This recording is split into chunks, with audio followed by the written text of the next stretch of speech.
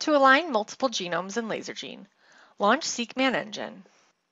Then create a new whole genome templated assembly. Next, load your reference sequence or genome template package. For this example, we'll be assembling multiple Salmonella strains, and I'm going to use the Heidelberg strain GenBank file as my reference sequence. Here, you can also enter a VCF file if you have one. This will allow you to compare SNP positions of interest between genomes.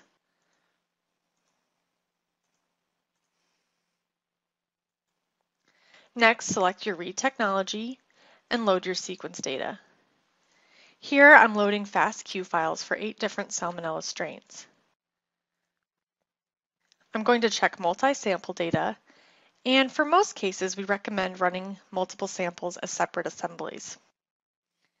Then name your experiments either by typing in a name or using the Auto Name button to create names based on the file name. Optionally, you can specify a control genome if you have one. On the Assembly Options page, select the variant detection mode you wish to use. In this case, we want haploid. You can also adjust the SNP filtering stringency. Note that in the Advanced Assembly options, there are several variant filters available. The filters listed at the top of the window can be adjusted after assembly. Then name your project, select a project folder, and start your assembly. Once the assembly is complete, you can open all of the aligned genomes in ArrayStar for SNP analysis. Then we'll choose to load SNPs from the entire genome, and if you're working with human data, you can also import annotations from the DNASTAR variant annotation database. In this case, since we're working with bacterial genomes, we'll leave this unchecked.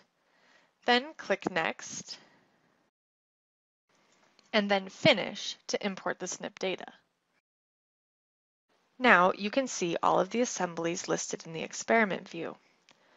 Open the SNP table to see the variants called at each position for all of the assembled genomes simultaneously.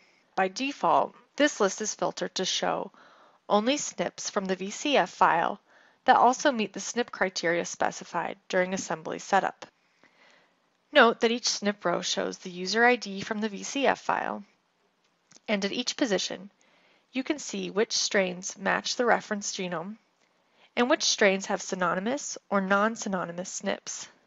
You can easily modify what SNPs are displayed here using the quick filter options at the top of the window.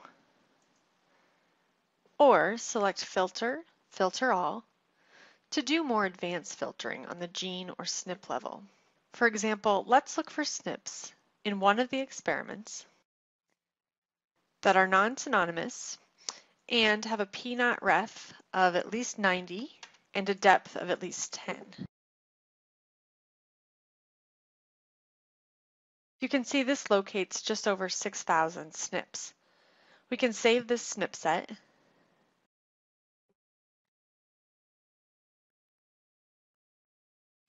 and then repeat the search for other samples in our project.